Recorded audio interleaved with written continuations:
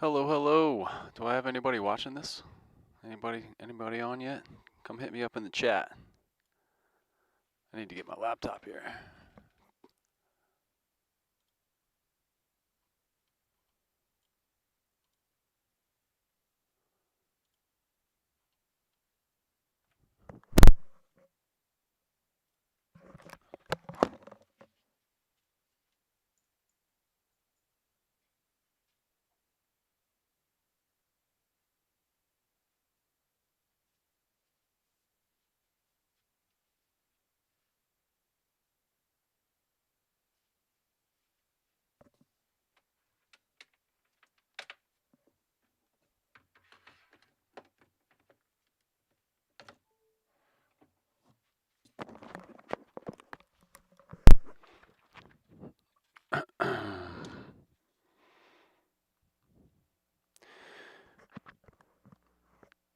All right, looks like I got one person watching.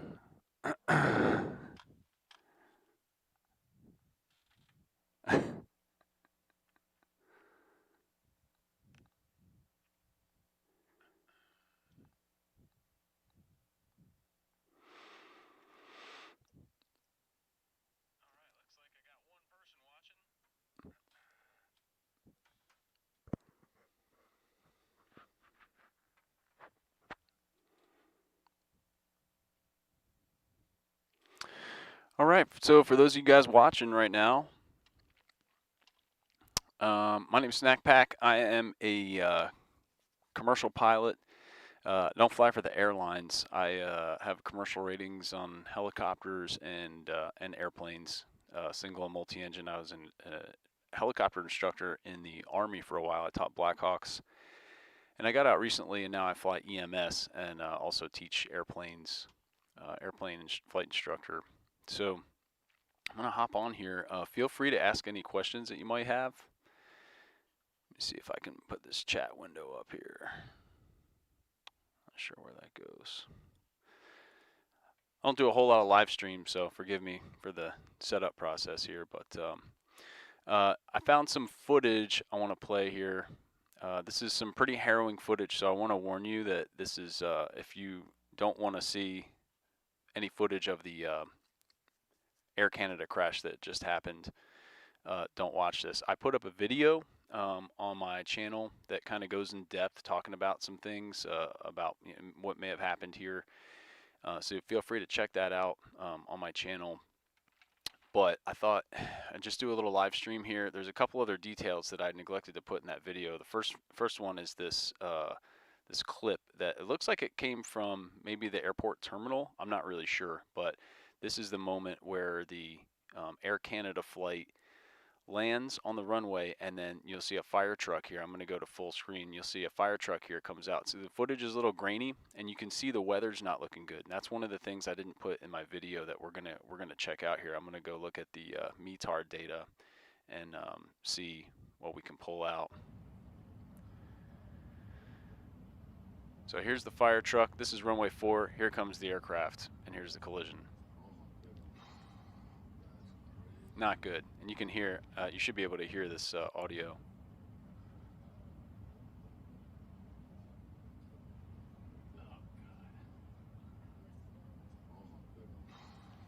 So there's some people. Actually, this looks like, I don't think it's from the, I'm not sure where this is. Probably like a security camera from the airport.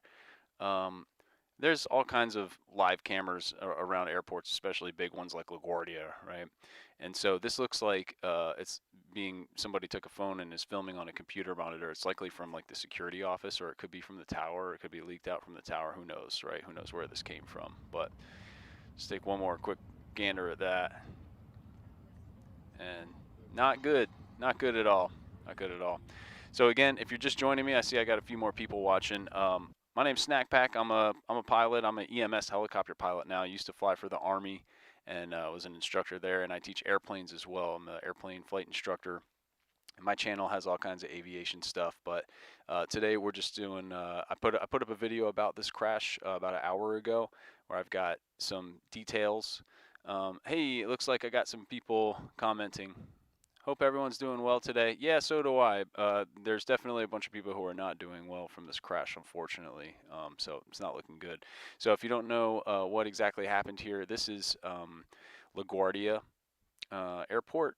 And then if we click here, I think I've got the taxiway diagram. Here's the taxiway diagram for the airport, and the Air Canada flight landed on runway 04, and then right here is taxiway Delta, and the fire truck came from taxiway Delta. If you look at my video I posted, there's all kinds of stuff. If you're looking at this, you probably came across the ATC audio already of what happened here. Actually, let me just pull it up real quick.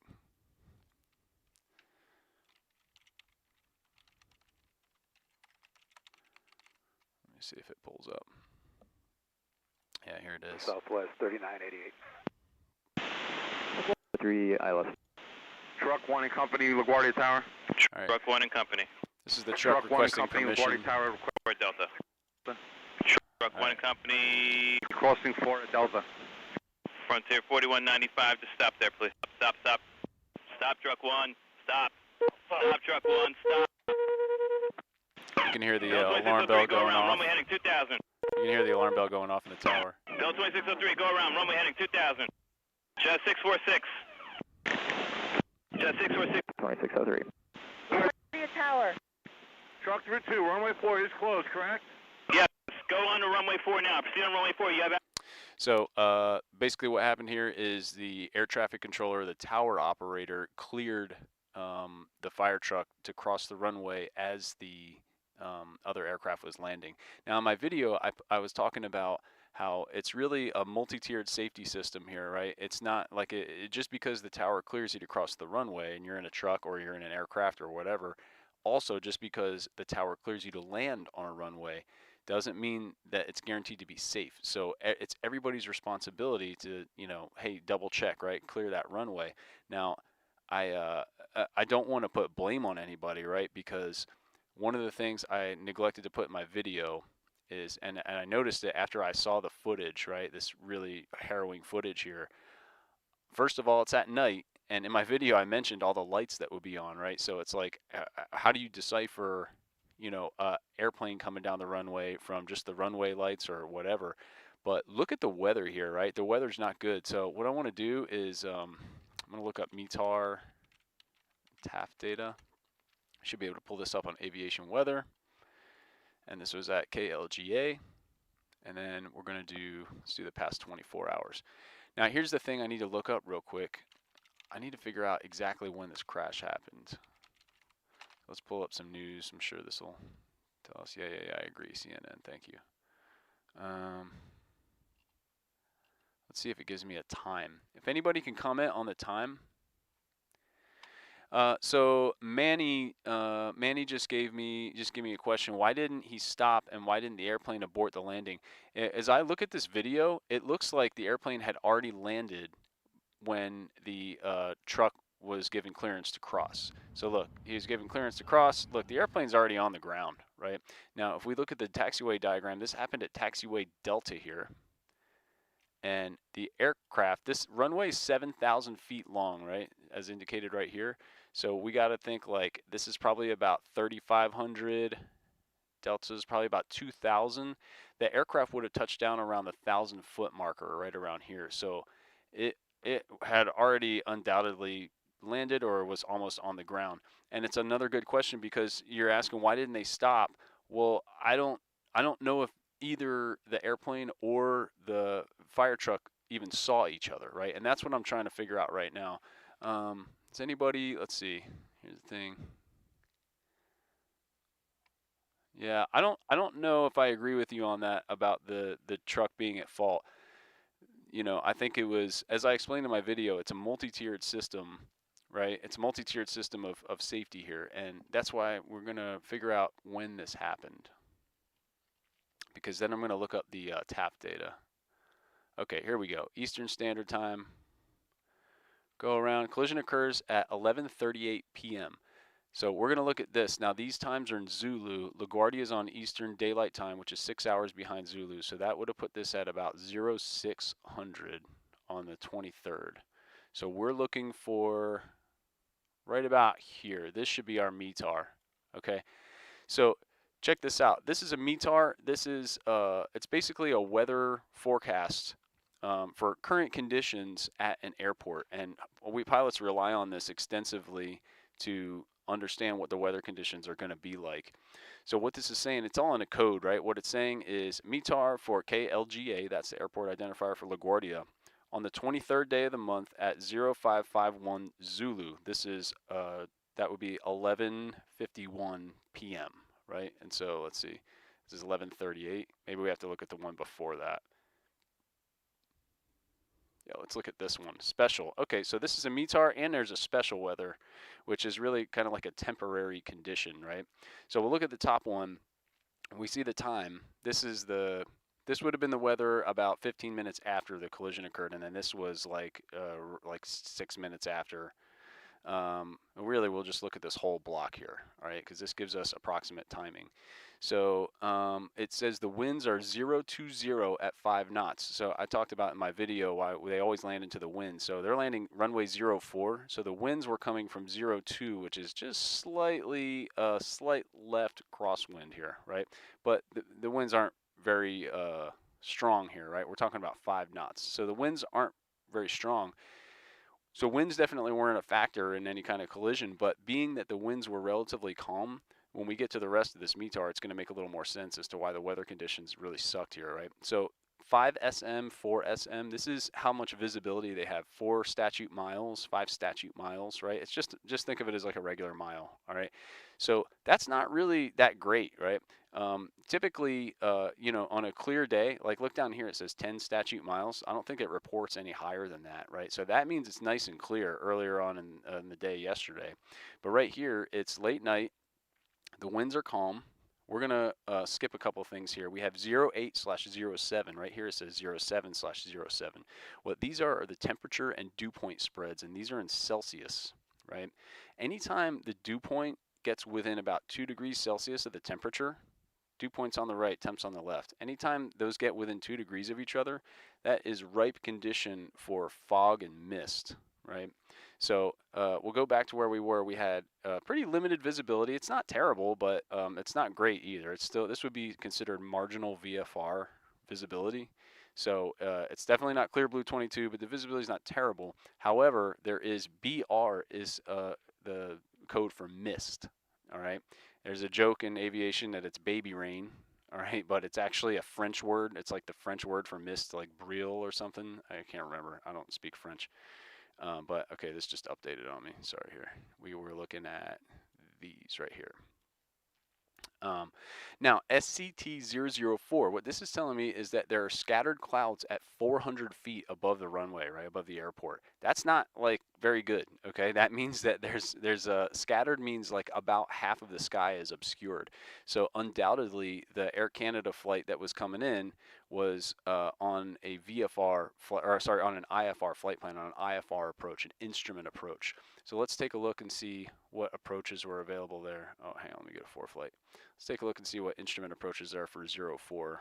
So approach procedures, we got ILS 04. I'm going to bet they were on the ILS. It's possible they were on the RNAV, but I'm going to bet they were on this ILS 04 approach. This will make your head spin, but basically all it's saying is get on this course 044. There's a little frequency, a localizer frequency that they tune up, and then their cockpit instruments will help them follow this little line. They're probably on autopilot, and the autopilot will follow this line, and then there's a glide slope that'll take them down, all the way down to 262 feet over the runway. That's as low as they can get before they would have to go around if they couldn't see the runway. But since the clouds were at 400 feet, then this is good, right? However, here's the other question, right? People are asking, why didn't the airplane go around? Well, they probably broke out of the clouds at 400 feet, and you know, they didn't have like a whole lot of time by the time they, you know, broke out to where they could actually see the runway until they land. So think about being completely blind in the clouds, right? And then you're on the approach, you're just looking at your instruments because you can't look outside, there's nothing to look at.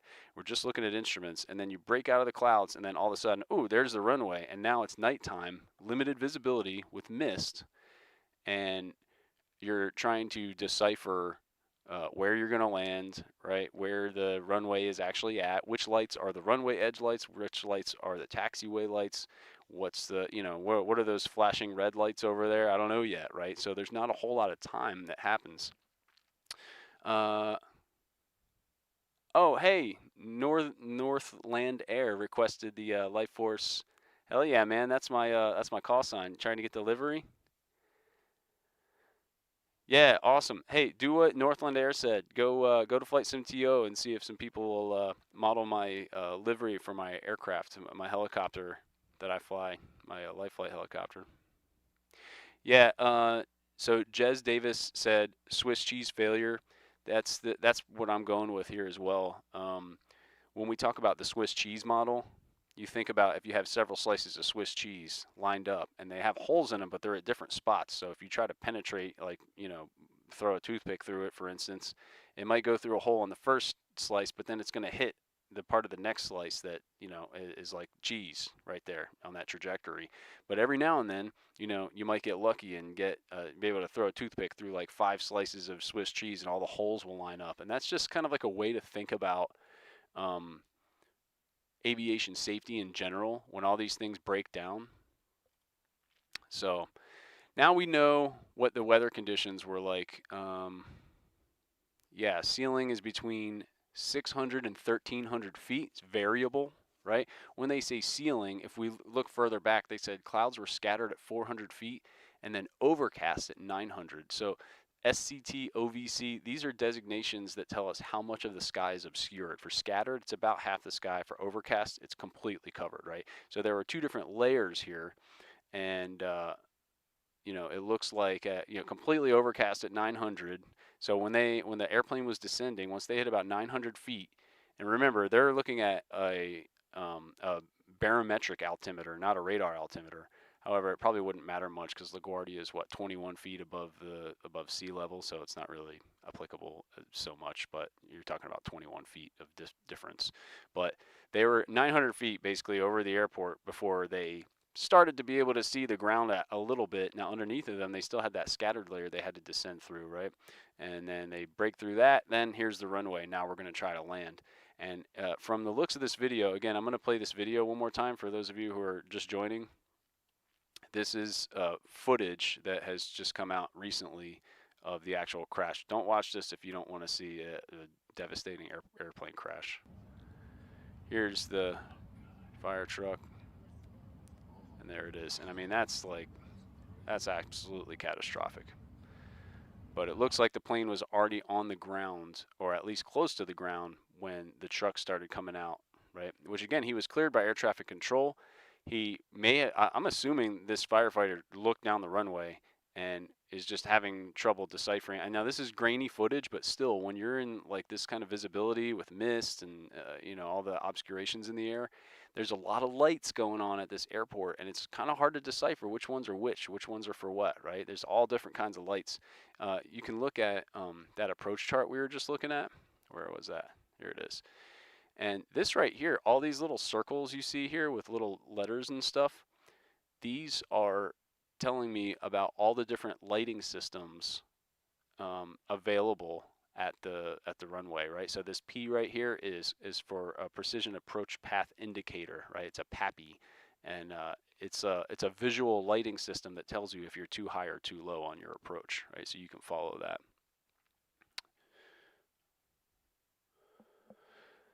All right. Remember when you were a kid and your parents told you to look both ways? Hey, I'm with you, man. I'm with you. But you got to think about.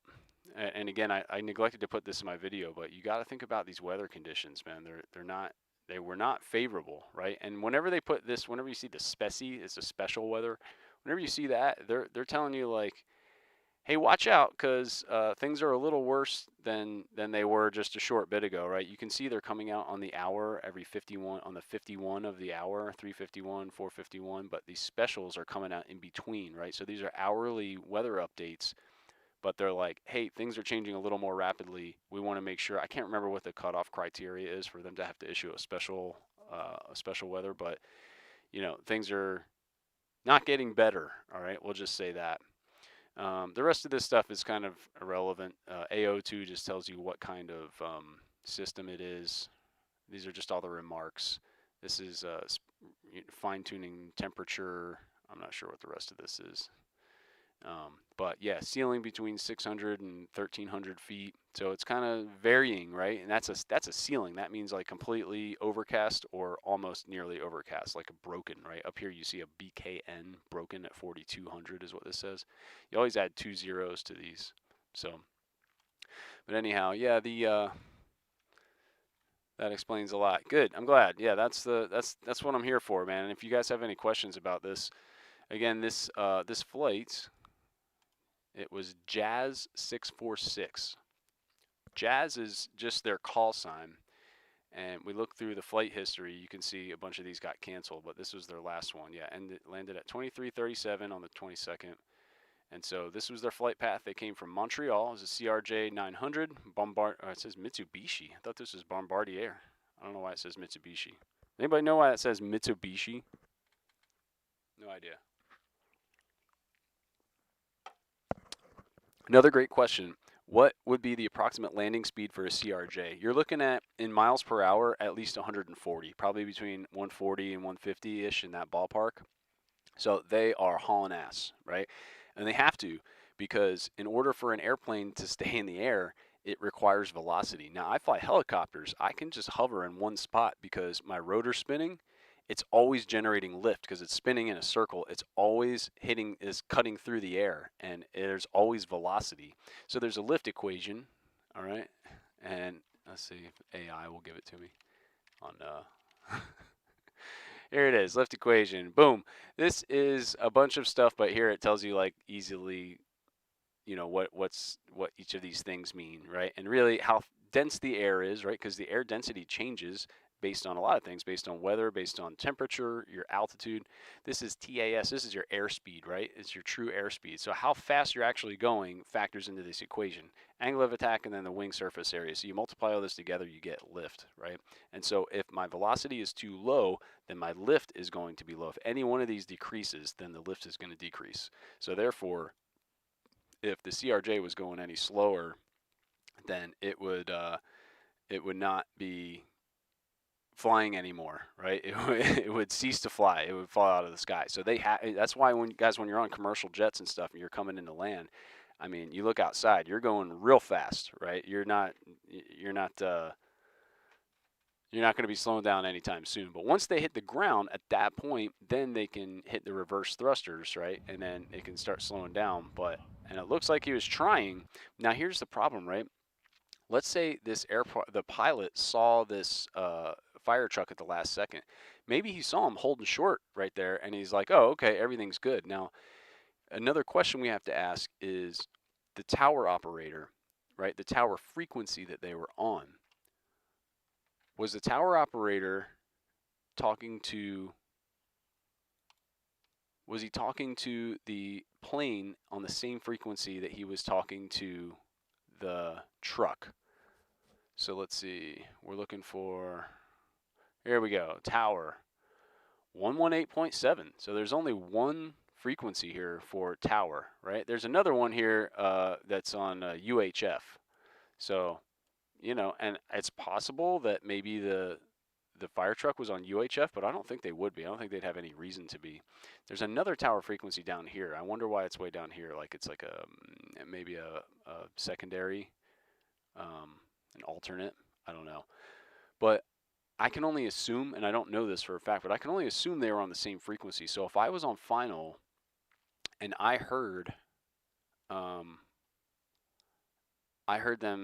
tower clear a fire truck across runway 4. LaGuardia Tower requesting to cross 4 at Delta. Truck 1 company, cross 4 at Delta.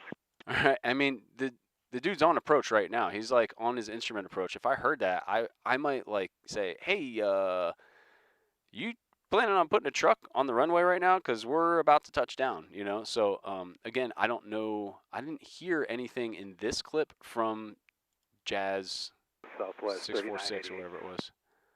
Let's see if he talks to him at all on this cut. Frontier 4195, amend your climb out. LaGuardia 7 departure, Coney climb off of runway 13.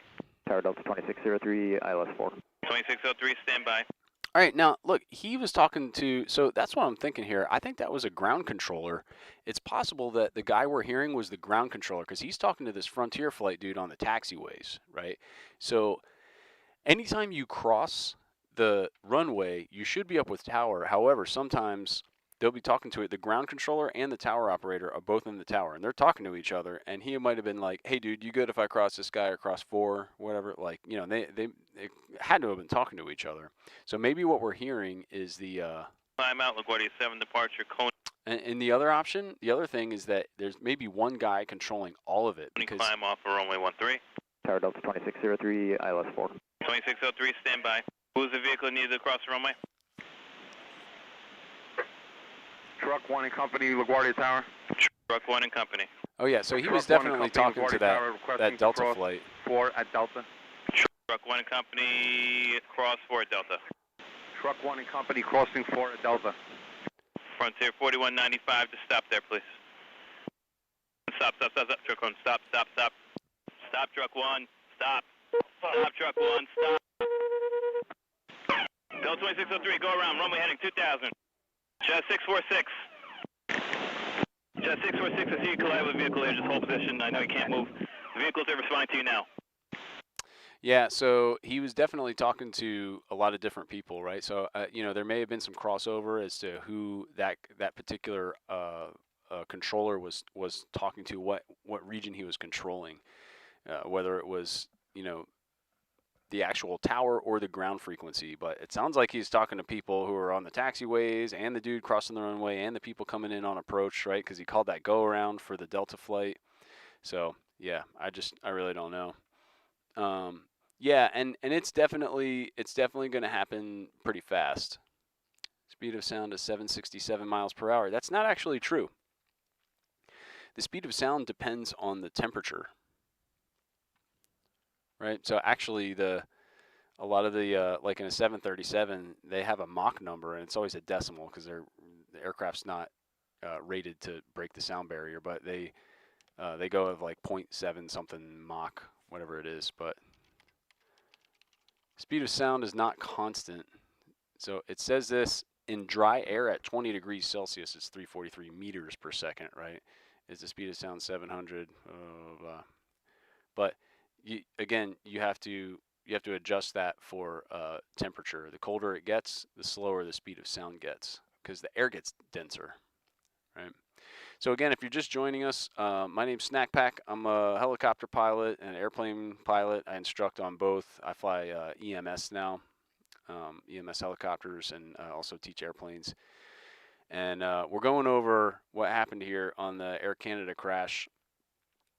Again, I put a video up a couple hours ago on my channel about it, but one of the things I left out was looking at the weather briefings, right? So I'm looking at it right now, and it looks like right here, this is a METAR, and a lot of this is coded, really. But basically, all it's saying is that there was only about 4 or 5 miles of visibility. There was mist in the air. There were significant clouds at 400 feet over the runway, as well as 900 feet. And so basically, the airplane, as it was coming in on its approach, it was likely following this ILS procedure right here, which I know it looks alien to most of you watching unless you're a pilot, but basically this procedure is telling us that they came in on this line right here with these arrows, and once they hit Bing, which is right here, they started a descent, and very, very likely, almost 99.99% I can guarantee that they had the autopilot engaged for this descent, and the aircraft was following this course of the magnetic course of 044, as well as following this glide slope down. And they were probably in the clouds, unable to see anything at all out the window until they reached an altitude of about 900 feet, and they may have started to see a little bit. Clouds started breaking up, but then there's that scattered layer we saw at 400 feet. And that's about half the sky if it's scattered. So they're still fighting clouds and stuff, you know, trying to get visibility of the runway. And now they're 400 feet above the runway. That's not a lot in an airplane when you're going 140, 150 miles an hour. And now they're coming into land, and if they saw the fire truck with its lights on amongst all the cacophony of all the other lights that were there, then they may have thought, okay, well, he's just holding short there, right? Let's go ahead and land. But then the tower cleared the truck to cross the runway at just the right time. Now, let's imagine you're the pilot in that situation, right? You come in to land, and now you just touched down. You hit the reverse thrusters to slow yourself down because you came in at 150 miles an hour, right? You don't want to fly off the end of this runway, right? Think about how long it's going to take you to go 7,000 feet, and when you're doing 150 miles an hour, right? Like, not long, all right? It's probably less than a minute, you know, and you're going to fly off the end of this runway. So they have reverse thrusters. They're going to start slowing down, and then all of a sudden, about a third of the way down the runway, you see this truck starting to incur on the runway, right? And that's what we would label this as a runway incursion.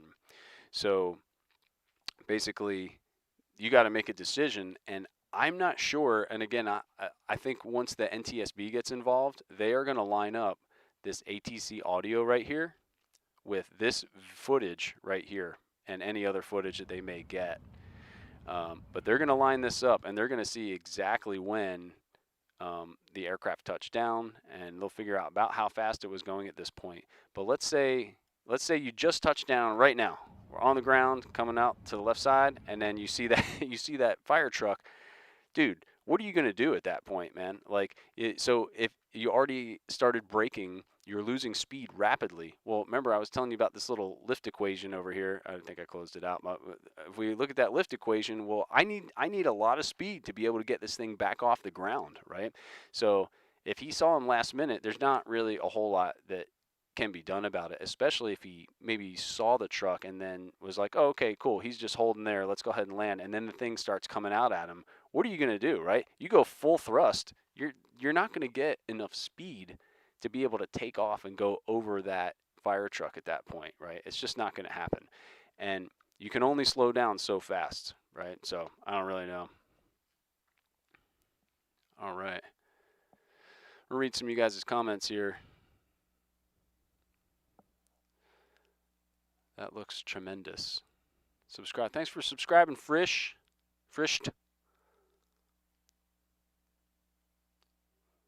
What is RWSL that I see people talking about? Runway, something lighting? RWSL? It sounds like a runway lighting. Here, let me do let's do this. Runway status lights. Yeah, okay. So yeah, they should turn red.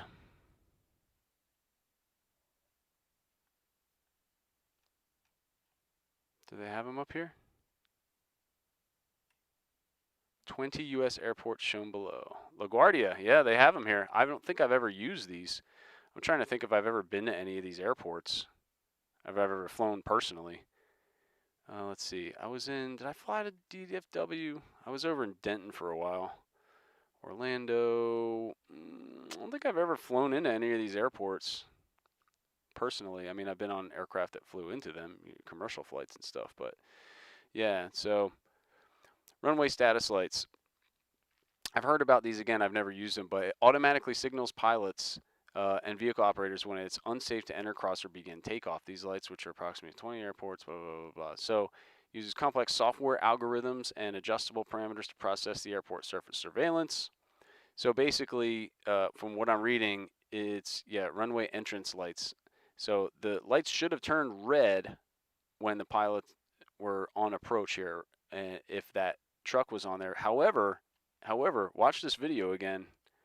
You know, what's the threshold for that, right? Where is this freaking video? What's the threshold, and where does this truck have to be exactly positioned for those lights to change, right? That's my question, because here he's just now coming across the hold short line. I guess it would be a little, it's hard to tell from this grainy footage, right? And again, with all this mist and everything, I just don't know this airport, but he should have been holding short somewhere over in this vicinity, right? Maximize this, but you know, you see him coming forward, dude, the plane has already been on the ground for a few seconds at this point. So, you know, I'm assuming that by the time that happened, if those lights did change, and again, assuming here, right? Big assumption, but I'll just say it's very likely that the pilot was already past that lighting system. So, oh man, you already explained. Have not explained that. Yeah, runway status lights. Yeah, so those are mainly at the bigger airports, and they have to be, right. The bigger the airport, the bigger, the more tech and more systems they have to deal with it, right? So we can get, let's see, where's that taxiway diagram? I might have to pull up that ILS procedure again.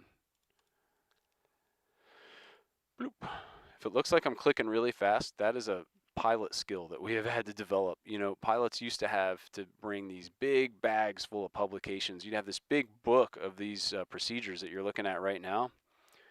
And now everything is on your iPad, right? So it's awesome. But you have to know how to use, this is a web app called ForeFlight, but I've got this as a native app or a actual app on my iPad. And this is the most universally used aviation app there is, because it's kind of like a one-stop shop. It's got just about everything, right? So now I have to look this up. You're not supposed to Google.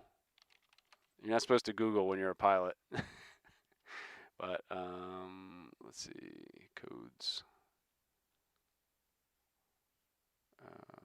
Is this? There we go. No. There's actually a chart, what is it called? The chart supplement or chart users guide. The chart users guide would have it. But I'm trying to figure out what Alpha 5 is. I haven't looked at this in a while. Alpha 5 with a dot on it.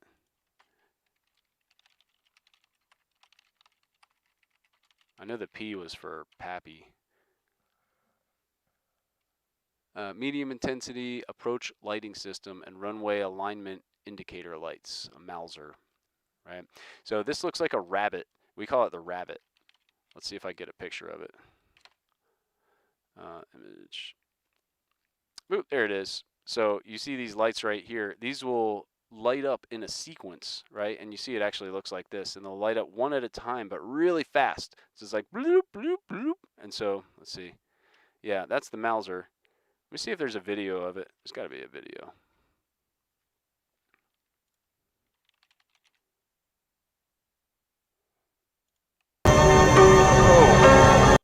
Jeez.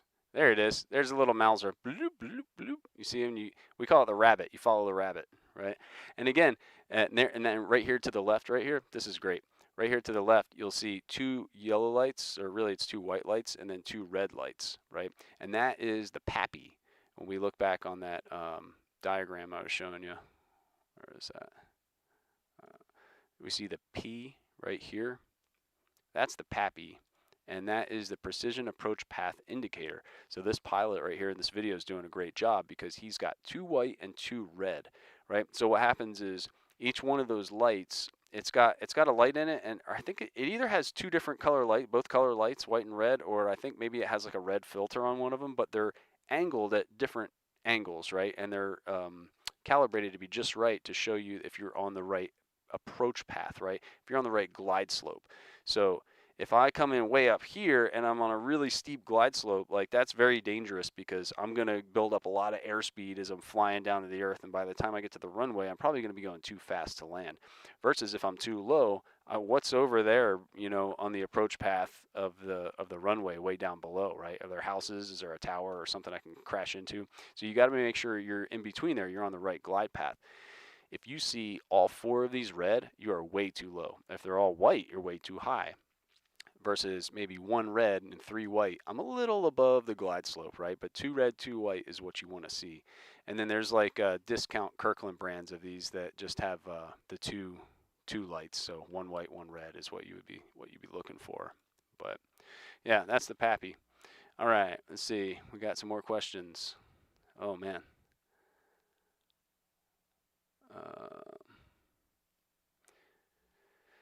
Takes more than a second for engines to spool up. I mean, for sure, yeah. The lights are there to warn the landing traffic that there is ground traffic on the runway. Why do we all use iPads? Well, it's because they're handheld and they're very convenient.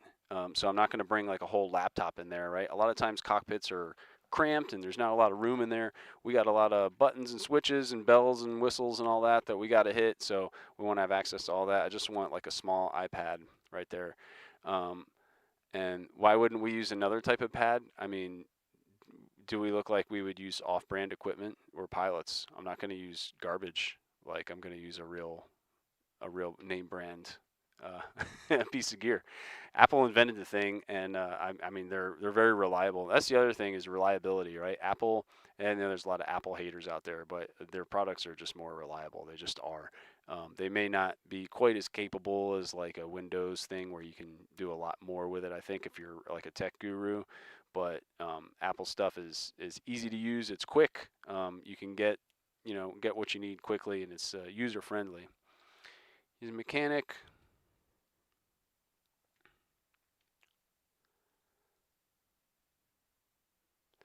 Yeah, man. For sure, it's a lot easier to use iPads in my opinion. So yeah, I've been using them since I started in flight school back in 2017. So I had an iPad there. I can't remember which model, but I've been through a few of them now. My unit in the Army issued them to us when I was in the 101st. They issued us iPads. It was an iPad Mini 5, I believe. And when we were in Afghanistan, we had maps on there that were, they were classified to a certain extent. There were maps that we generated.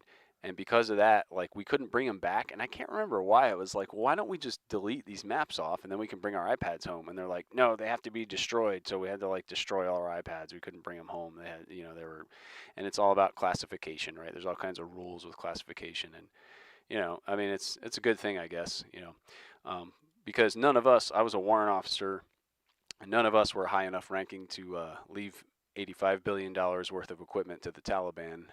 You'd have to be much more higher ranking in the government to do that.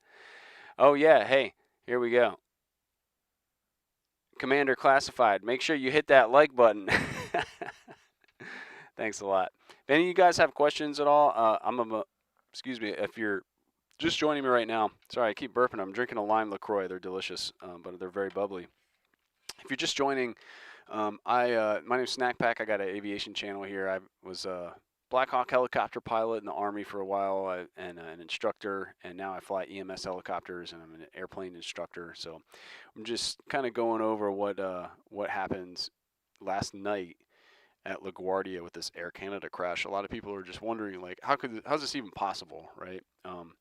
But when you have things moving at high speed in a very complex environment, every now and then something really bad happens. And if you guys had any idea how much air traffic is going on at any given time, we're looking at Northeast U.S.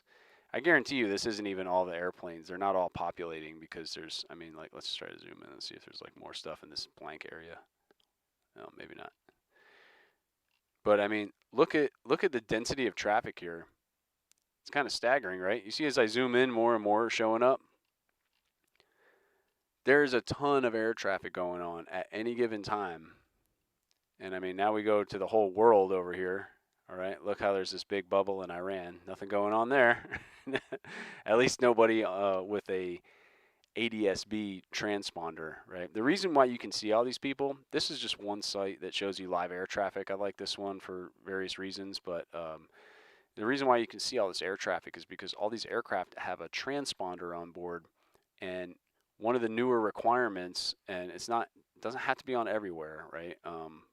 Really only required in certain airspaces, but everybody tries to keep it on. Everybody who has it usually keeps it on. It's the ADSB, Automated Dependent Surveillance Broadcast, and it works with satellite systems, it works with ground systems, and basically it just communicates your position, and then we can look you up on the internet, and we can watch you in real time. So as you're watching this live stream, I'm looking at all these aircraft in real time.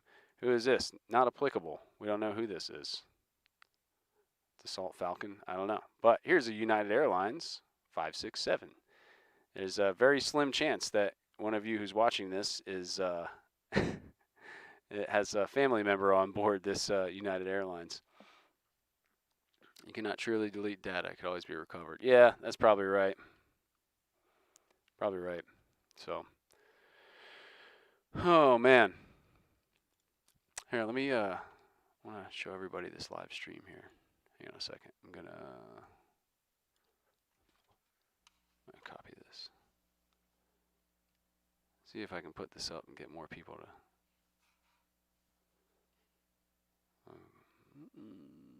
One second.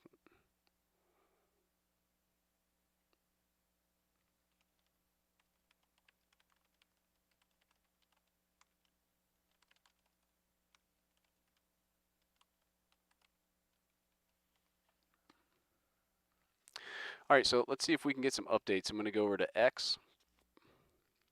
I think X is kind of like the place to be for live updates. Let's see, do we have it trending anywhere? Nope. At least not on mine. Let's type in Air Canada crash latest.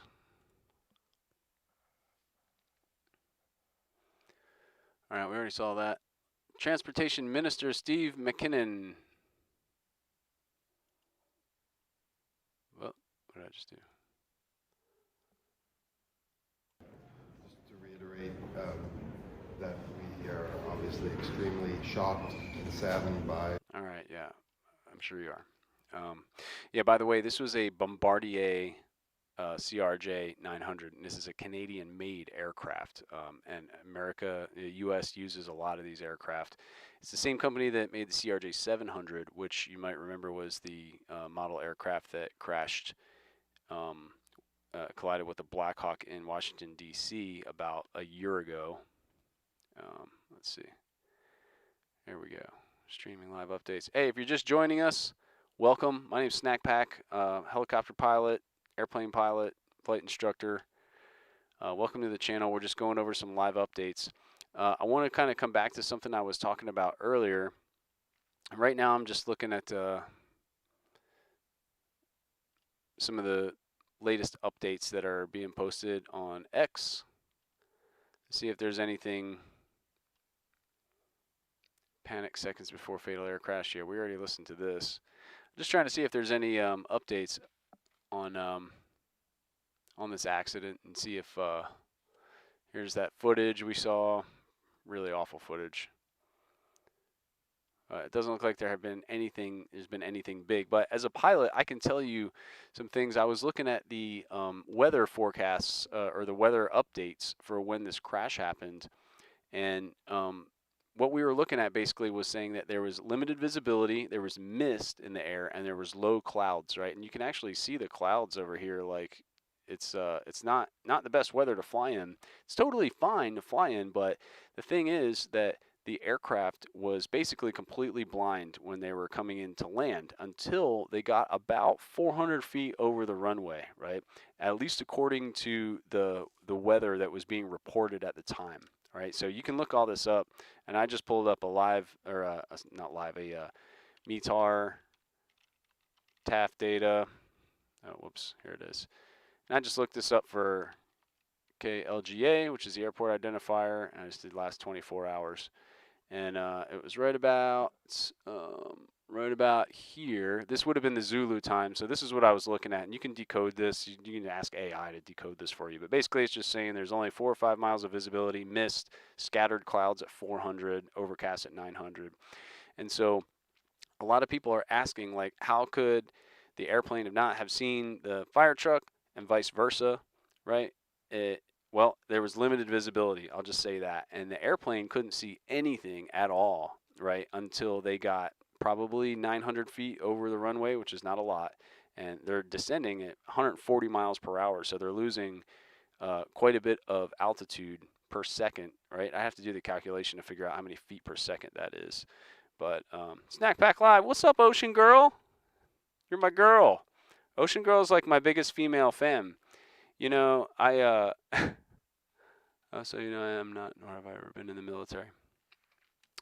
Ocean Girl, yeah, you're like my only female fan that I have. I looked at my analytics on my channel, and it's mostly like 25 to 45-year-old men, like almost exclusively, because I guess we're all like, we all are on the spectrum somewhere, and we all play flight simulators, and we're total nerds. But what's up, Ocean Girl?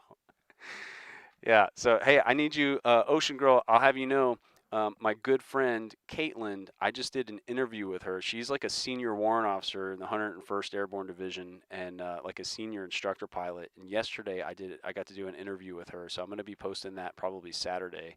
But I wanted to do something for Women's History Month, aviation wise, and she's like a heavy hitter up at the 101st. So I had her on. She's super awesome. Gave some, we had some good questions and answers and stuff. So yeah, you'll check it out. Who's guilty? Yeah, yeah. Are you guilty of being a 25 to 45-year-old man watching my channel?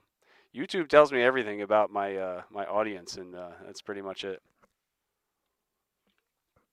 Okay, yeah, I get up to 55. All right, but that's like my region, All right, so back to what we were talking about. The pilots, when they were coming in on this approach, all right, and if any of you are aviation aficionados, here's more than likely the approach procedure they were following in. This is the ILS runway 4 approach into LaGuardia. And I know a lot of this, if you're not an aviator, a lot of this is like alien. But basically, all it's saying is that they came in on this path. This is like the bird's eye view path right here. And they had to be on a course of 044. And then they were following this glide slope. Right here at about 1,700 feet, they would have intercepted the glide slope. And then they would have followed it down until they could see the runway, essentially, right? It also has a minimum altitude of 262 feet over the ground, right? This would be the height above the runway, height above threshold, right? The hat. I have that right? Height above airport, height above threshold. Yeah, I think so. So anyway, but the clouds were at about 400 feet, so the pilots couldn't even see anything. They probably couldn't even see any of the lights at the airport until they were below like 400 feet. Now, it did say they were scattered, all right? So I will say, it did say the clouds were scattered at 400.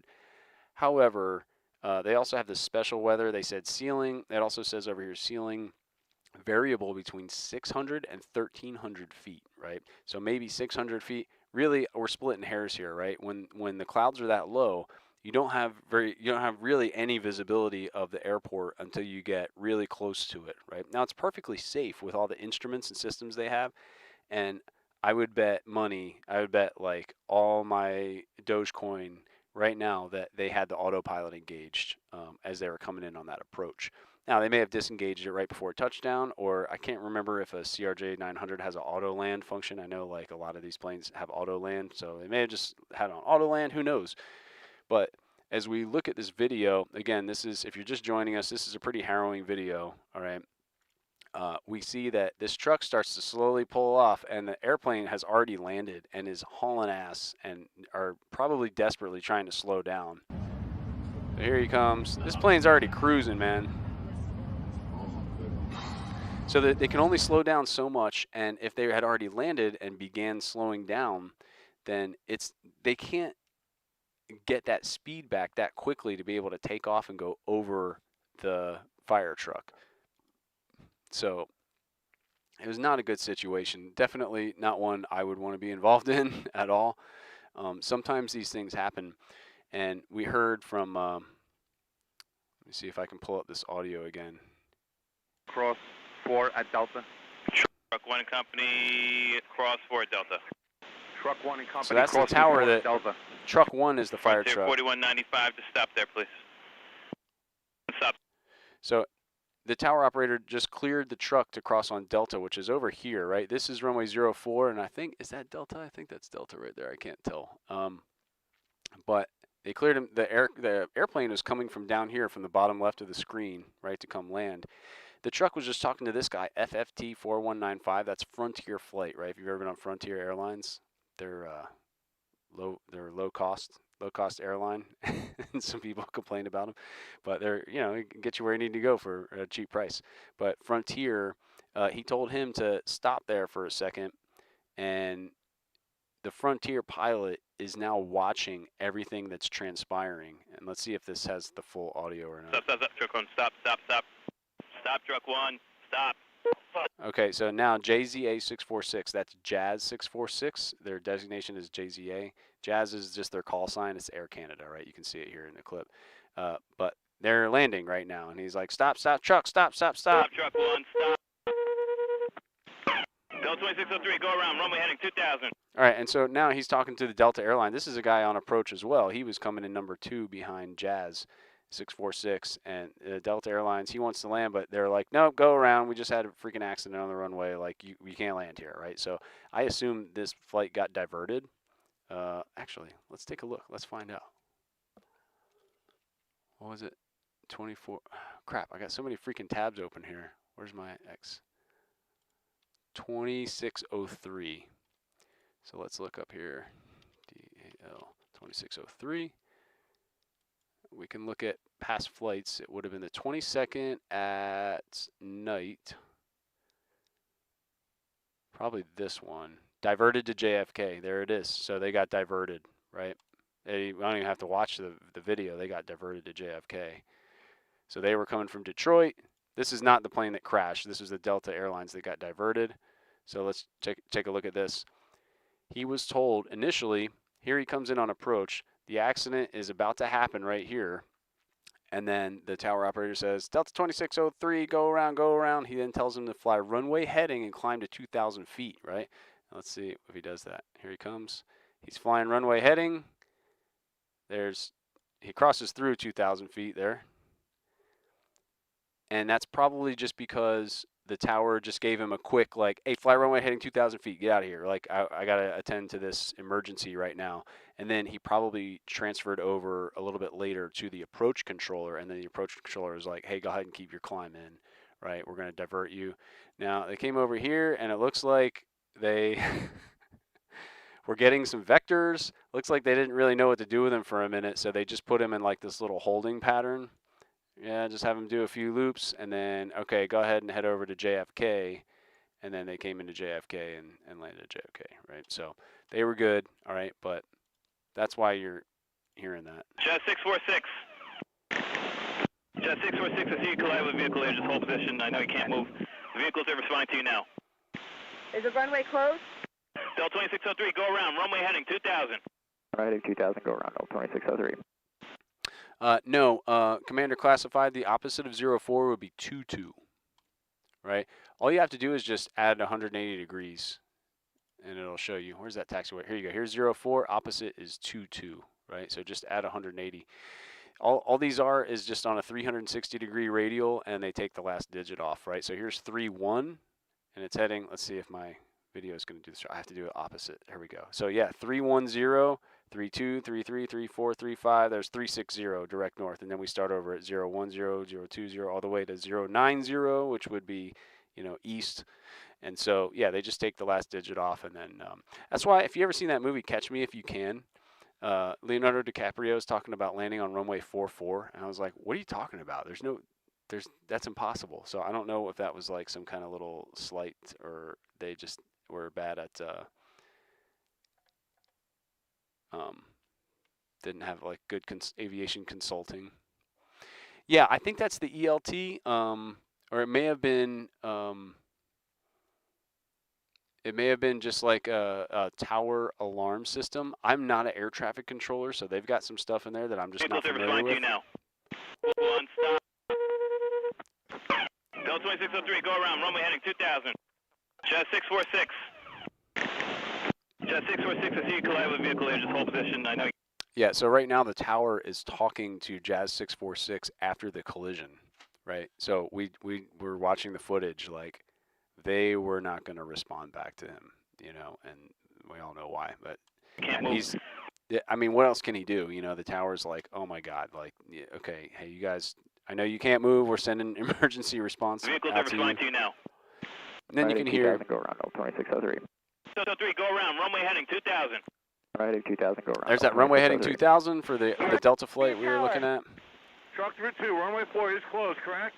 Yes, go on to runway. So here's another truck, right? I guess that's their call sign, just fire truck. They're just truck 32. Now there's another fire truck who's like, hey, I can come onto the runway, right? I realize you just had an explosion. So you sure it's clear? And he's like, yeah, go. It's clear now. Runway 4, you have access.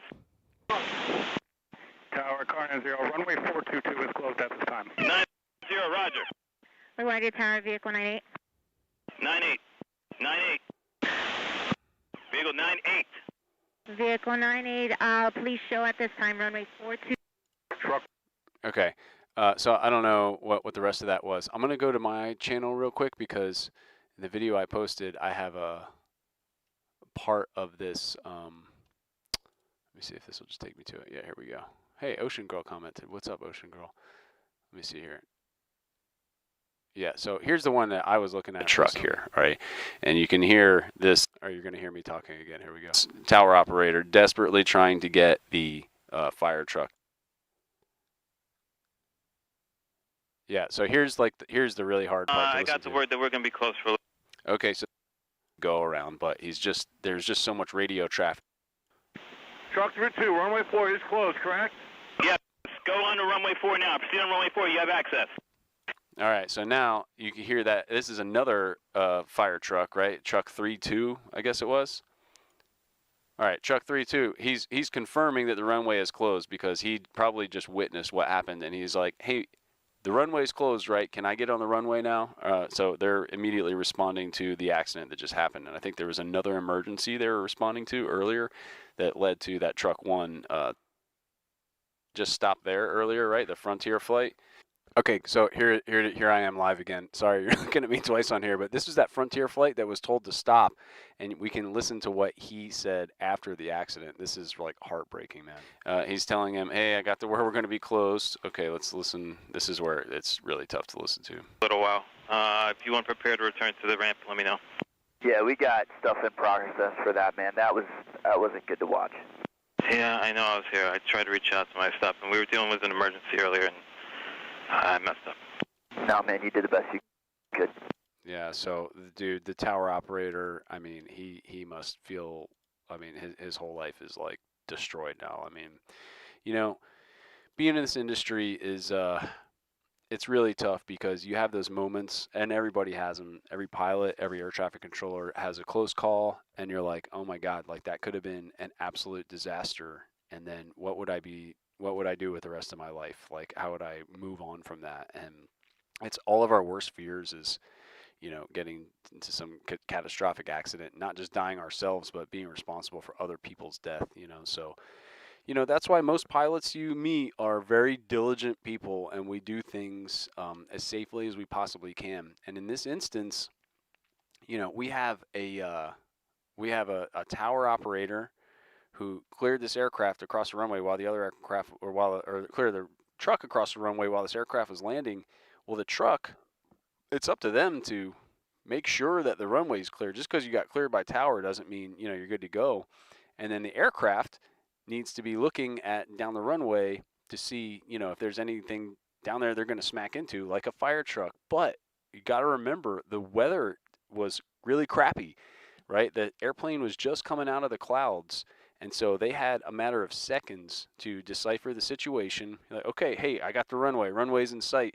All right, beginning the landing, you know, hopefully they already did all their before landing checks and all that. But okay, we're about to land. And then somebody's saying here about what Bob said. A passenger said they came down really hard and were stopping really quickly before slam and then swerving. So it sounds like heavy braking. I mean, oh yeah, I bet, right? Hey, auto rotated's here. But yeah, absolutely, they were probably braking really freaking hard, right? So remember, the weather was really trashed this day. You know, we were just looking at the METAR data. We're looking at scattered at 400, overcast at 900, 4 miles of visibility, mist, right? Again, we were looking at the temperature and dew point spread, and even if it didn't say there was mist, I would be skeptical that there was mist. So, KLGA. Hey guys, Auto Rotated is here, and he's a past student of mine, and he's got a really cool channel. You should check out his channel. He's got some really, he's a Black Hawk pilot. He's got some really awesome video on his channel. I posted it up on my my little posts page or whatever. Where am I looking at here? Right here. Okay, so this was the approximate weather we were looking at around the time they were putting out a special weather here, which these metards come out every hour, but they threw out a special at us right around the time this accident happened. And look at this 07/07. What that tells me is that the temperature and dew point spread is 0, right? It's 7 degrees Celsius, dew point 7 degrees. And that is when we get lots of obscurations in the air, right? We get mist, we get fog. It's very hard to see. So this is just like the typical Swiss cheese model, as somebody alluded to earlier. Let's see. Auto rotated, you're blowing me up. Hang on a second. Manny Dev 3D. Hey, dude. Yeah, I don't fly Blackhawks anymore. I stopped about a year and a half, or not even a year and a half. I got out of the Army about almost 2 years ago.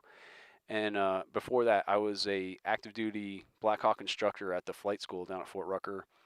And then once I got out, I just came right back into the same role as a civilian contractor. So I was taught for about another year, a little over a year, maybe a year and a half as a civilian contractor. And then a few months ago, I just moved up to the Smoky Mountains and I took an EMS job, which is my new thing. So now I fly EC 135. And I've got some cool videos on my channel if you're interested to go check that out. Of me flying EC 135s and stuff and Flight Simulator and checking out my actual bird. Yeah, I agree. Auto rotated. Many factors, exactly, right? So in the video I put up, let's see, ATC went to work when others. Yeah, definitely. Yeah, man. What I was saying earlier is like it's like firearm safety, right? Keep your finger off the trigger. Don't point it at anybody, right? Don't walk around with a loaded weapon unless you're, I guess that's a matter of opinion for a lot of people. If you're going to concealed carry, you're going to have it loaded, but keep safety on, all these things. If you do all these things, then it's incredibly unlikely that there's going to be a firearm accident, right? But even if you mess one of them up, right? Like you have your finger on the trigger and it's pointed towards the ground, then, oh shoot, I just popped a round off. Well, at least it was pointed to the ground. At least you got one of them right, and nobody's going to get hurt. But by having that multi-tiered system of safety, it's like, okay, we got several levels here that all have to be broken through for something bad to happen. Aviation is no different, right? There's all kinds of safety barriers, but every now and then something happens, right? I was putting up some videos a little over a year ago about the DC crash, and it's like, how could this possibly have happened? It's like, well, it's incredibly congested airspace. It was at night. The FAA found that, the NTSB found that the FAA was negligent in doing anything really about a lot of the reports that were coming out of there about high traffic density. So, it is what it is. Yeah, man. Auto rotated. What did you redact? Tell us what you redacted. Everybody wants to know, auto rotated. Yeah, I agree, Commander Classified. It's yeah, dude, it's this line of work, man. Like, and when bad things happen, it's like, what do you do? You can't do anything about it. Like, the damage has already been done, and now, I mean, you're just going to be devastated for life, So, obviously, we're all thinking about the pilots who died. 600 overcast. We're all talking about the pilots who died. Yeah, no, auto rotated. Yeah, it said visibility. It was between, ceilings between 600 and 1300 right here. So I don't know. But anyway, we're all thinking about the two pilots who got killed and all the other people who got hurt, right? I read that a flight attendant was like ejected in her booster seat, like that, like out of the aircraft. Obviously, the firemen who were in that fire truck got absolutely demolished, right? I mean, it was like, look at this. We're going to play this again. Remember, this is harrowing footage. If you don't want to watch it, then, don't watch. Look at this, dude. I mean, they just got hit by a freaking CRJ 900 that was going, he had to have been going close to 100 miles an hour still at that point, right? They're trying to slow down, but like that's why the runway is 7,000 feet long, right? This is a 7,000 foot runway. It has to be, right, to slow down an aircraft like that. But 600 foot ceiling, whatever. It was 900 foot overcast. Yes. Yeah.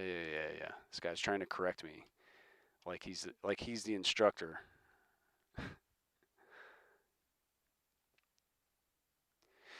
Yeah. Glad to no longer be in the air. I disagree, man. I think the air is the best place to be. You just got to be safe, and you got to do your due diligence, man. You got to, you know.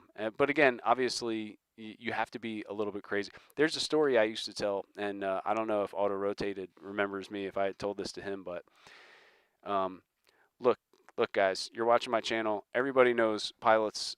As soon as a pilot walks in the room, he's automatically the coolest person in the room, right? Or she, right? It's just the truth, right? And you all know it. And I'm not, humble bragging or anything, but like it's just the truth. Pilots are the coolest people in the world, and there's a reason for it. It's because you can't be stupid to be a pilot, right? You can't be a pilot if you're dumb. You have to have some modicum of intelligence, right, to do this job. It requires an intense amount of dedication, and you're constantly learning and constantly improving, But smart people, let me just show you this. Smart people, if you brought them to see this helicopter, they would, well, I'll just go back. You brought them to see this helicopter here.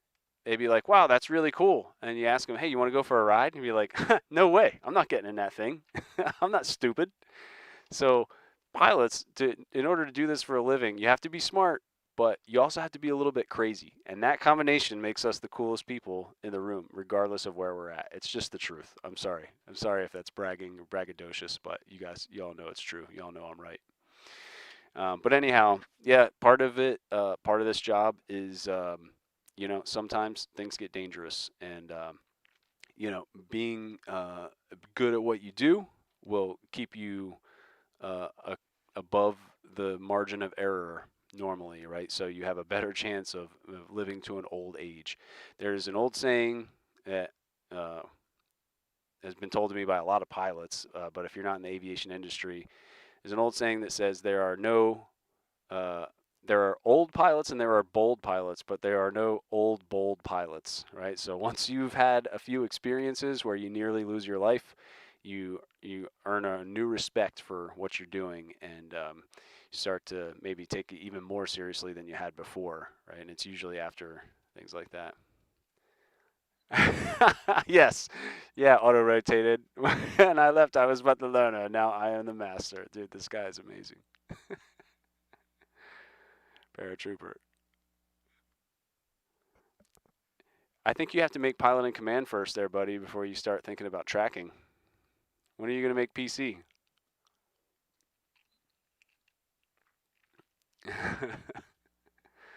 Can confirm we're the coolest person. It's true. I mean, we just are, Look at him backtracking now. No, I wasn't correcting you. I wasn't correcting. You're reading it late. Yeah, we all know. We all know what you're doing. Trying to usurp me with your channel. Hey, for reals though, guys, if you're into aviation stuff, if you're into like helicopters and all that, really go check out Auto Rotated's channel. Just click on his name in the link and it should take you there, or in the chat there. He's got some badass Army aviation videos, because he's kind of like the public affairs guy over there, and but it's really awesome. Some of the stuff he's really good at, way better than me at like editing videos and stuff and making really cool content. So go check out his stuff. I guarantee you'll like what he's got going on. Hey, I got a bunch more people who just tuned in. If you're new here, my name's Snak Pak. It's not actually my name. That's my YouTube name is Snak Pak, and I was a Black Hawk flight instructor for a while in the Army, and then now I fly EMS helicopters, and I teach on airplanes as well. And we're just going over some of the things that I put a video about this up a few hours ago on YouTube about the Air Canada crash that happened late last night at LaGuardia. Just trying to go over some details about it that may not make sense to somebody who's not a pilot. But basically, this isn't something that, if you're worried about flying now, it's not something that you want to like worry about this happening to you, right? As we look at live traffic across the U.S. right now, there's a staggering number of aircraft in the air right now. This is not nearly all of them. I have to zoom in, and then you start to see more and more aircraft piling in here. There's a ton of air traffic going on at any given second, and every now and then there's something catastrophic that happens like this, all right? Your chances of being in some kind of aviation-related accident, especially if you're flying commercial aviation, are so incredibly small.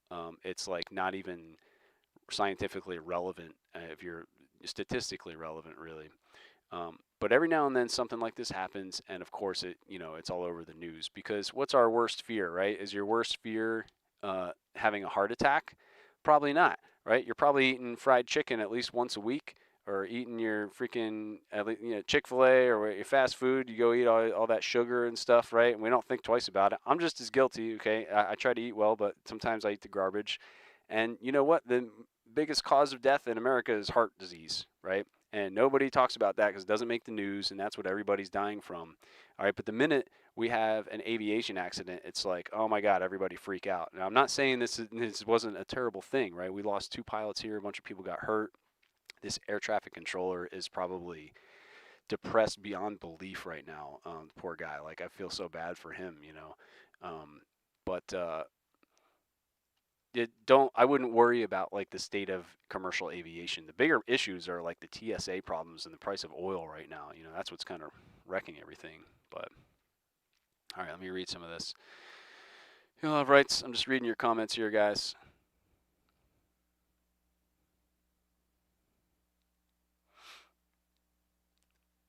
Yeah, okay, Ocean Girl, perfect. Reviewing the highlights. So really, Ocean Girl, I'm gonna play this video, and it's harrowing to watch. Okay, so if you don't want to see it, this is footage of the crash that happened last night.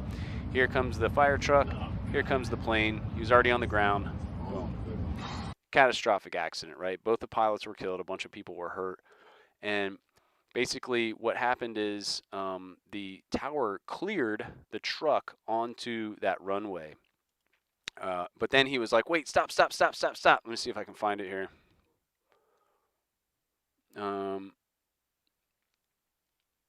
Here it is. You can hear the live traffic. Stop. Stop, truck 1. Stop. Stop, truck 1. Stop. And you saw right there that this is the plane that came in and collided. So they cleared him on. They cleared the truck onto the runway. The plane looks like he had already touched down, and he was trying to slow down, and then boom, they hit. And people are wondering, like, how is this possible, right? Well, one of the things I was looking at here recently was the weather observation at the time, and it was showing that there was mist in the air, there was limited visibility, the ceilings were very low, right? Not extremely low, but pretty low. So the pilots, when they were coming in on the approach, they were on this approach right here. I would guess they were on the ILS. There's another RNAV approach on the runway 4, but I would assume they were on this approach. As I said before, I would bet all my Dogecoin that they had the autopilot engaged on this approach. And I know a lot of this probably looks alien to you, but really all it's saying is they had to fly a course of 044, and then down here they would have picked up this glide slope that would have taken them all the way down. They wouldn't have needed to see anything. And they could have gotten, just a couple hundred feet over the runway. And indeed, they did. And they broke out of the clouds probably somewhere between 400 and 800 feet over the runway, in that ballpark. And that at that point, they're coming in at probably close to 150 miles per hour, right? If they got any slower than that, they would have stalled. So they're coming in fast. If you've been on a commercial jet, they come in really fast. They have to, or they're going to lose lift and they're not going to make the runway. So they're coming in really fast, excuse me, a high descent rate, and they can't see anything, right? They would have been completely blind in the clouds. Now, fortunately, they have very advanced instruments that would have tell them exactly what their altitude is, their speed, whether they're in a bank or not, anything like that, what their pitch is, all the instruments. You can totally fly blind, no problem with instruments. But then at a certain point, you're going to need to be able to see the runway. So that happened. We're talking probably less than a minute before they touched down, and probably a lot less than a minute, maybe less than half a minute, right? I have to do the math to figure out their rate of descent and approximately when they would have broken out. But it wasn't long, right? And then what conditions are you in? Well, I've got limited visibility. I've got mist in the air. I've got light winds, so that crappy weather's not going anywhere. It's just kind of sitting there, right? The runway's wet, and there's lights everywhere, right? I've got runway approach lights. I've got the little Mauser that we were talking about earlier. This is what talks about all the lighting systems it has. It's got a precision approach path indicator. It's got a Mauser. This is what we call the little rabbit. It looks like a little rabbit running towards the runway, and you follow that in. There are runway lights, runway edge lights, taxiway lights, the airport beacon. There's all kinds of other lights around here, right? So just imagine you're totally blind trying to land an airplane. All of a sudden, boom, I can see everything. There's a barrage of lights. We come in to land, and maybe the pilots saw that fire truck holding short of the runway, and they likely assumed, and if I would have seen him, I would have been like, okay, if they even saw him at all in the barrage of lights, okay, cool, looks like he's holding short, touchdown, engage those reverse thrusters. Now all of a sudden the fire truck's coming out onto the runway right in front of you. Oh my God, what are we doing, right? So he likely slammed the brakes on. It's too late to try to go around at that point, right? Too late. Like, you can try to go full thrust, but you're not going to get enough speed quick enough to be able to generate takeoff lift, right? So it would have just hit the truck even harder if he would have tried to go around, right? It's too late at that point. So, and then again, you think about from the fire truck driver's perspective, I would greatly assume that these fire truck firemen, we're talking about New York Fire Department here, right? Like, those guys don't play around. This is the same crew that like was saving people in 9/11, right? Maybe not the same exact people, but like the same exact organization, right? We're talking about New York Fire Department, and this is the LaGuardia Airport branch. And these guys are not amateurs, right? So, they look down the runway, even though they were cleared by the tower. I'm gonna just completely assume that they went ahead and looked down the runway. But again, we're looking at bad weather conditions, lights everywhere. Did they see the lights of the airplane as opposed to other lights? We're in New York City, right? There's lights, things lit up like a Christmas tree. So I'm just trying to kind of get in their shoes a little bit and envision the best I can what it may have looked like for both parties involved, right? And even the tower operator, right? It's going to be limited visibility for them too, So I'm not trying to like make excuses for anyone, but like this was a really bad accident, and shit like this happens sometimes, guys, and it's incredibly rare, but like sometimes it happens, and I'm just trying to get an idea of some of the things that may have led up to it, right? So let me read some of your comments here.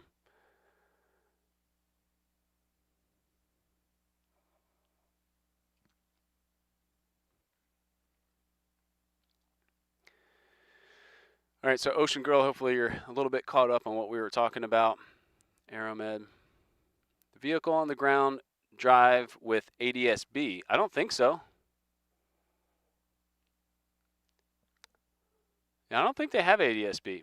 Maybe? I don't know. I've never seen a ground vehicle on ADSB. Maybe at these bigger airports, maybe there's a system that I don't know about. I don't know.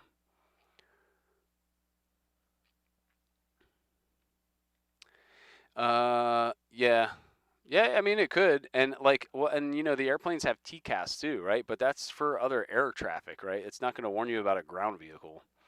I was telling a story about the video I posted a few hours ago about the airport I used to teach at in Enterprise, Alabama. I was coming in on final approach, and a freaking guy on a lawnmower like crossed right in front of the runway. On the runway, crossed the runway right in front of me. And I was seconds away from landing, and I was like, okay, I guess we're going around, full throttle, right? And went around, and I was like, dude, and I came and yelled at him when I got back. I was like, bro, that was like a category B runway incursion. Like, that was not cool, man. Like, I got to talk to the freaking airport manager now. Like, you can't do that, like that's a serious hazard. If you see any airplane that's on approach, I don't care how far off they are or if you can make it, do not cross the runway. Like, I understand you got a job to do, bro, but this is like this is a freaking airport. It's not a jungle gym. Like, you can't do that. Like, I had to go around. So runway incursions are not good. Visibility was low, and they didn't see each other. Right, there is data.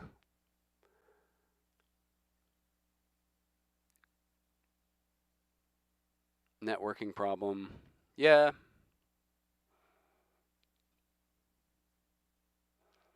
Aviation, marine vessels, trains, and vehicles. Let's see. Automated warning for ground vehicles. There is, right? There's a lighting system at this airport, something that somebody else mentioned that I didn't even know about. So do I still have it? Runway status lights. But at that point, I think the airplane had already passed those runway status lights and already landed by the time the truck came out. That's why it was a collision and not just a close call, right? Yeah. Yeah, and you're not wrong, auto-rotated, ultimate fault, but at the same time, like, the tower did clear that dude, and, I just think I don't want to place blame on anybody right now. I mean, it's just like nobody, obviously nobody did this on purpose, but I don't know.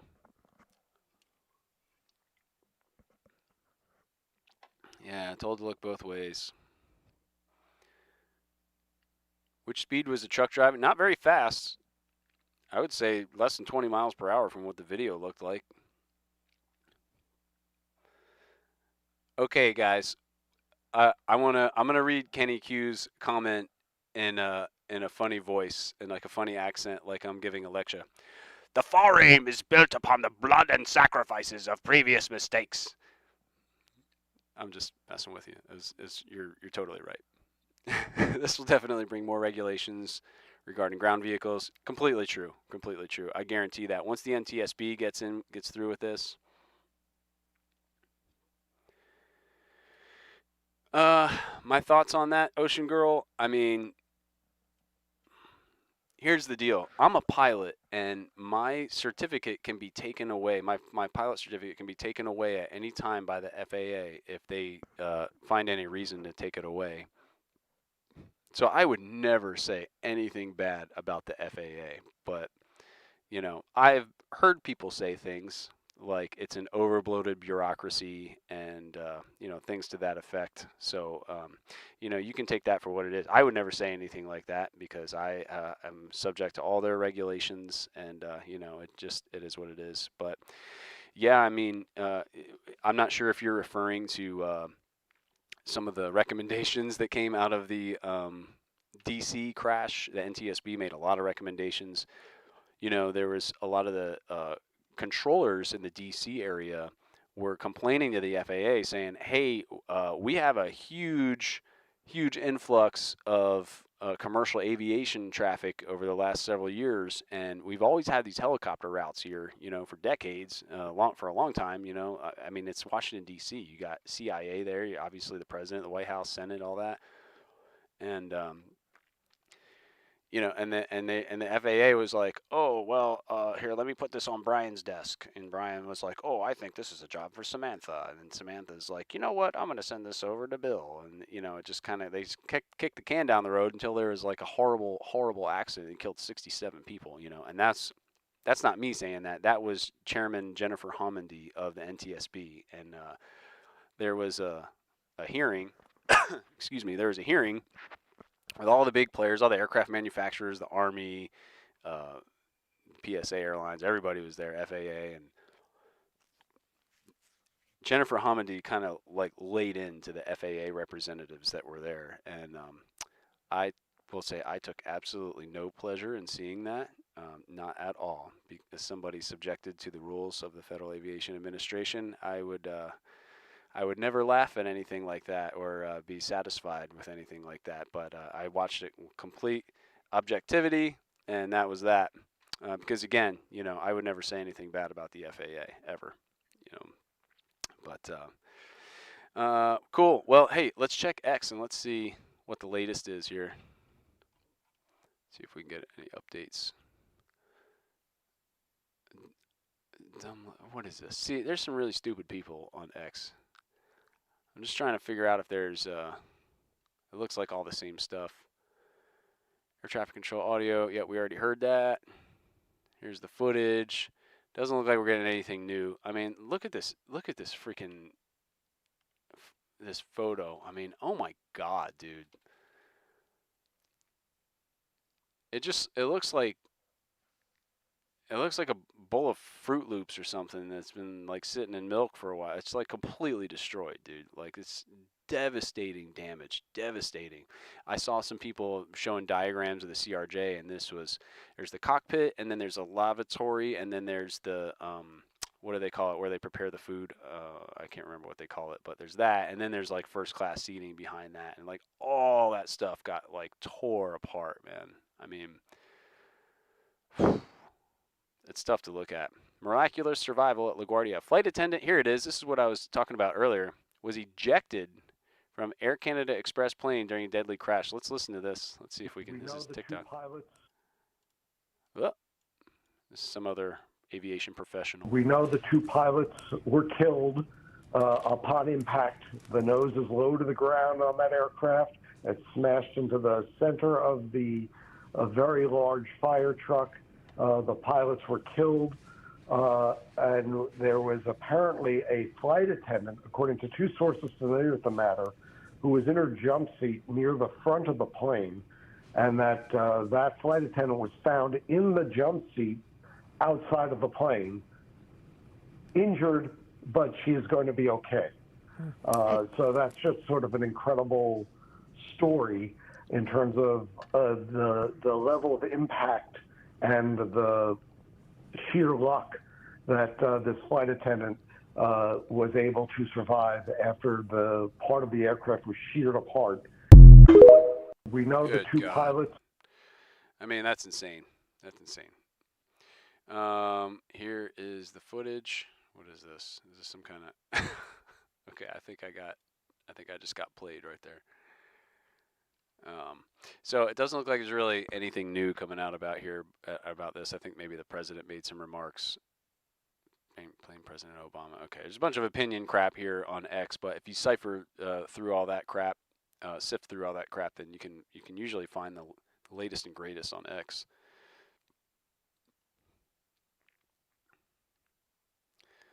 Flight attendant is among the victims. I wonder if she's the one who got ejected.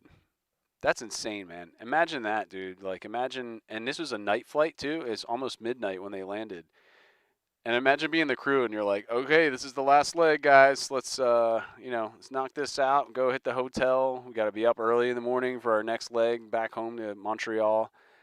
And the flight's almost over. You're like, great, we're about to land. We can get all these people off my plane, and then we can just go relax, get some sleep. And then, like a minute later, you have been ejected from an airplane in your jump seat and are like laying on the ground. It says she's going to be okay, so that's really great news. But it collided with a Port Authority fire truck at Secretary of approximately Transportation. 11:45 p.m. last night. There were 72 passengers on the plane and 4 crew. Approximately 40 people were sent to the hospital after the crash. Several have also been released. As has been reported, the 2 pilots of the aircraft passed away in the crash last night. Yeah, I mean, that's obvious. We saw the footage. There's no way. So, tower frequency at LaGuardia, MAGA Air Canada Express. 4195, we're staying here. Delta 26. 2, runway 4. Yeah, this looks like all the same audio I already played for you guys. CCTV footage. So yeah, really none of this is. Oh yeah, here's ADSB exchange. Let's see what kind of data this had. So 100 knots. It was. Remember I was saying earlier it had to be going probably close to 100. So yeah, they were doing 101 knots when they hit taxiway Delta. So they were cruising, man. And look at that. They landed at 130, maybe a little bit higher than that. Yeah, there's no way they were doing 24 miles per hour. That aircraft was going really fast. It doesn't look like it from the footage, but what is this? A strange red glow. I don't know what that is. So, all right. Well, yeah. Please thumbs up for Snak Pak, guys. This is my day off. It doesn't look like we're getting anything new. If you just tuned in. My name's Snak Pak. I'm a helicopter/airplane flight instructor. I fly EMS, and we've just been kind of going over some of this stuff. Big points I wanted to drive home is that the weather was not really great, right? So the clouds were low. There's low ceilings and low visibility and mist in the air, and so basically you know, when the tower operator had cleared this fire truck to cross the runway, where's my taxiway down here? Cleared him to cross this runway right here, right? This is runway 04, and the airplane was on approach to this runway, landing in this direction, and the fire truck was right here. And the tower operator cleared him to cross, and then the airplane had already landed, and they had a collision here. Both the pilots got killed. And I'm blaming this on poor visibility. And, you know, even the air traffic controller at the end, he was like, oh, man, I messed up. You know, he was talking to another plane that was parked over here somewhere on the taxiway. It was not parked, but kind of holding, waiting for further instruction, who witnessed the whole thing right in front of him. So just a terribly tragic accident. And I'm putting most of the blame here on just poor weather conditions. It doesn't mean that that's necessarily dangerous, but the fire truck was responding to another emergency. I was reading that it was like American or United Airlines had some kind of like smoke in the cockpit or something that was parked, right, somewhere. And, you know, occasionally little things like that happen. It's not really a big deal, right, usually, unless the thing, you know, catches fire. But they had some kind of issue. They called fire department out. Well, they were cleared across the runway at a really bad time and had this collision. And, you know, did the fire truck look both ways before crossing? I assume they did. I mean, this is the FDNY, right? These are, you know, these are professionals. This is not like a volunteer firefighter corps, right? These are professionals. So I think they just didn't see them because of bad weather. And maybe their lights from the airplane got confused with other lights around the airport or the backdrop of the city. I don't know. And then also the airplane was coming out of the clouds, so they didn't really see much until, you know, they got very, very much close to the runway, and they're coming in real fast, probably close to 150 miles per hour when they touched, by the time they touched down. And then they have to try to slow down. Well, this is only about a third of the way down the runway where this truck crossed, and, you know, it was just bad timing all around on everyone. So, you know, 2 pilots aren't going to go home today. A bunch of people got hurt. Air traffic controller is probably an emotional wreck right now. Really bad day. But, you know, the way we can prevent things like this from happening is just making sure, double, triple checking before you know, go out onto an active runway and make sure there's nobody coming, right? And if you're not quite sure, like, just wait a little longer. Even if there's an emergency you're responding to. As an EMS helicopter pilot, you might think that for me, it's like go, go, go as soon as I get that call, right? There's been a car accident or whatever. I have to go pick somebody up. We don't take our time. We don't dilly dally, but we also don't rush through anything, right? When I get the call, it's like, all right, let's make sure we have everything. Let's make sure the aircraft is ready to fly. Let's do a good thorough walk around. I've already done the pre-flight inspection. Let's do a good thorough walk around. Make sure we're not leaving any bags on the skids or anything.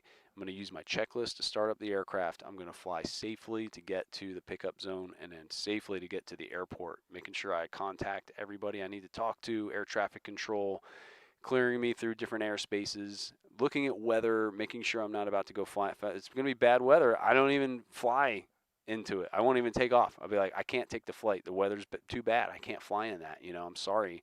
I understand that. And they won't even tell me when they call me with a call. They won't even tell me what the issue is, right? They say, hey, weather check. We need you to fly to this place and take them to this hospital. Can you do it? They don't tell me anything about the patient. Because what if the weather was horrible and they're like, we have a pediatric trauma emergency, car accident, you know, I have a small child who's like bleeding out or whatever. You know, don't you think that would affect me emotionally and I would want to, like, you know, maybe take the flight? I would consider going if, you know, the weather was bad. And they're like, nope, they don't want us to do that. They say, listen, is the weather good for you to fly? Yes or no? And, you know, I say no. Okay. No worries, you know, we'll figure out another way. We'll take them by a ground ambulance or whatever. But, you know, it's part of the job, you know. So that emergency crew, you know, hey, yeah, there's like some smoke in a cockpit or whatever of another aircraft. We got to get there and take care of it. However, double, triple check, make sure that runway is clear. Same thing with the tower operator, right? Hey, you know, I need to get this fire truck over to this, you know, emergency situation. But let's, you know, make sure everything's good. Make sure we're not going to make an emergency into a worse. Right. Yeah, move with urgency, but not with haste. That's perfect. Haste makes waste. You guys are all right on the line here. And I'm telling you this completely as an armchair quarterback, right? If I was in that fire truck, if I was in that airplane or that tower, I mean, I may have made the same exact mistakes, right? And we're all human. And, you know, that's why I don't like to do too much of the blame game on this channel, right? I like to just try to understand what happened and figure out, like, what we can do to get better and prevent it from happening again. So, all right. Any other questions before I go, guys?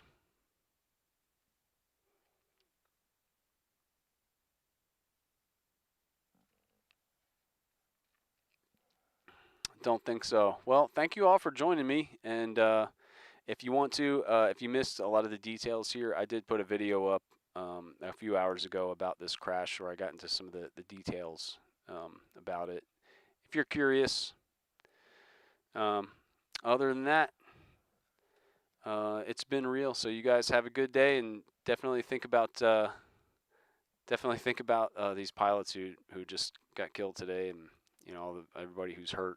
It's a pretty rough day, and everybody was just trying to, you know, get to LaGuardia for something, going to New York City, and all of a sudden, you know, this happens. And again, these are few and far between. Things like this happen, but you know, it is possible.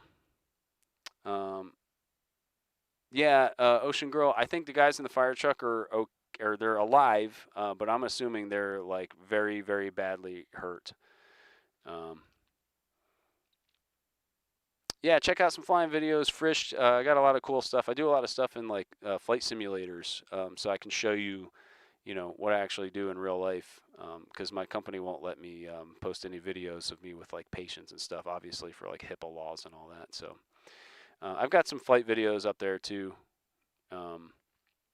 Some from airplanes, and I've got a bunch of Army footage that I'll post, but I didn't take enough. If you want to see some really cool Army footage, Auto Rotated is in the comment section here. Check out his channel. He's got some really badass Black Hawk flight videos from the Army. It's really awesome. So, all right, everybody.